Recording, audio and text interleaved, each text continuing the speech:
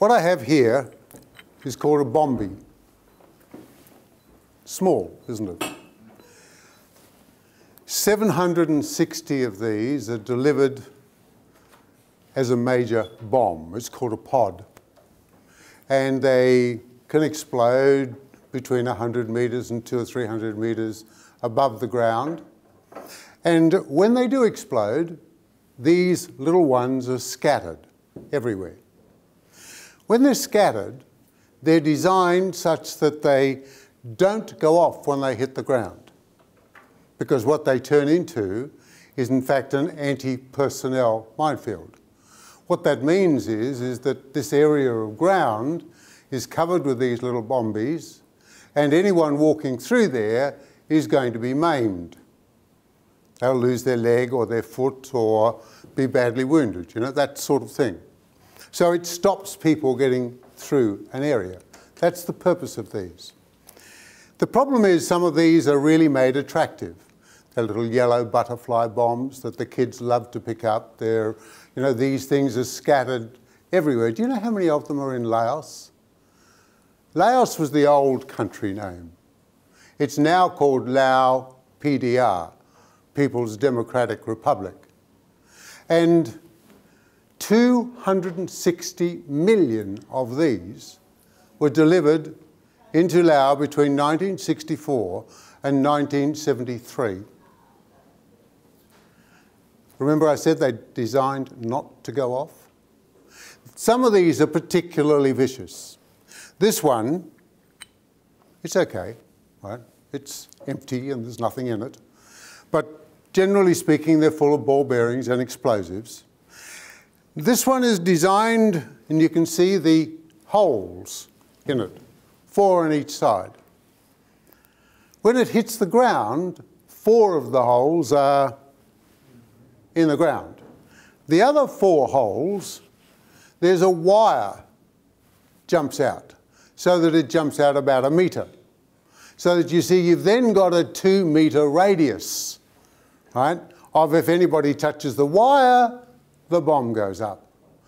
They're designed to go up as soon as they're moved. That's what happens. In Laos, the fighting went on in Laos unbeknown to most of the world. It was a secret war. There were 2 million tons of bombs dropped from 1964 to 1973. Now, you know, that is more bombs than on the whole of Europe in the Second World War. It is the most bombed country there is. We thought Cambodia was bad. We thought Vietnam was bad. But Laos is the worst. It really is the worst. Now, what we do, MiVAC, called Mine Victims and Clearance, is deal with the victims, or if you like, the survivors of these mines and bigger mines. The problem is that in Laos, 22,000 people have been killed since 1973. You can imagine how many have been maimed and wounded. And you can imagine how much steel is in Laos. Everywhere there's bits of bombs. You can imagine how many of these bombs are in the ground, which stops people tilling their own ground. There's a lot of ground not used at all today. Do you know there are 15 foundries in Laos? Let me pass these around so you can have a look at them, get a feel of them. There are 15 foundries in Laos. There are no deliveries of iron ore over there. It's all from scrap metal. And who gets the scrap metal? The families that have no jobs. The families that have no work. It is probably one of the most lucrative areas, because what happens is the foundries provide the metal detectors, which they get from Vietnam for about $10, and then they lend them to the kids they lend them to the families. We've got whole families out there doing it. And of course, whole families and children and adults getting blown up all the time. Right now, there's over 300 a year get blown up. And they're the ones that we know about. I'll tell you about one later on that wouldn't even be on the statistics. I'll tell you that in closing. So MiVAC are involved in working with the survivors of these mines. We actually work with a partner company over there called PCL, Phoenix Clearance Limited, who is an Australian company using Australian people and Lao people who are trained clearing areas like this. We also work in villages. We also work with people, you know.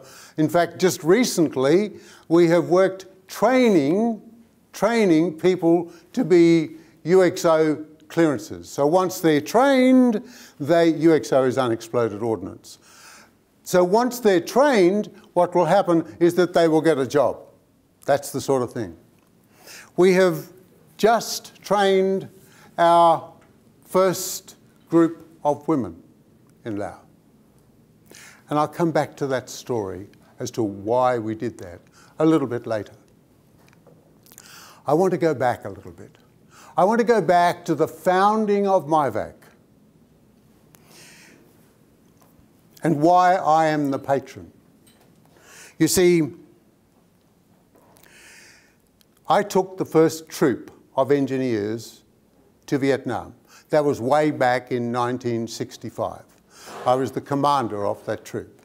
Our tasks in Vietnam were things like booby traps, unexploded bombs, and tunnel clearances. You've heard of the IEDs that are going off in Afghanistan. Well, of course, they're getting more and more sophisticated, and we've got more and more sophisticated ways of doing something about them. But that's the area that the sapper, the engineer, works in. And so we were out on operations when 2 guys were killed and 2 guys were wounded. After that happened, we didn't know where the shots had come from. The infantry cleared the area, and when they cleared the area, an anthill was found. That anthill looked like an anthill. In fact, it had a couple of little slits in it. And with those little slits, that's where the shots had come from. Well, then it becomes an engineer's job. You see, somebody's inside the anthill. So we blew in the anthill, and there is the inevitable tunnel. So we went down those tunnels. They're pretty small. Right? Sometimes you're on your hands and knees, sometimes you're on your stomach, and you've got to keep on going forward because you can't turn around. Right? It's not big enough until you get to a room, and then you can turn around.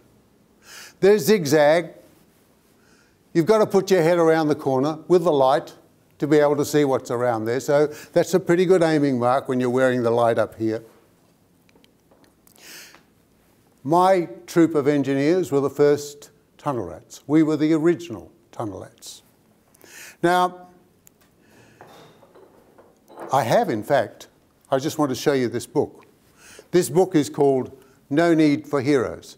It is my book. It is a book about my engineers in Vietnam. There's a lot of fun stories in there. There's a couple of serious chapters. The cost of the book is $25. I do have them available this evening. And know this, that $10 of it goes to MiVAC. Okay? So there it is.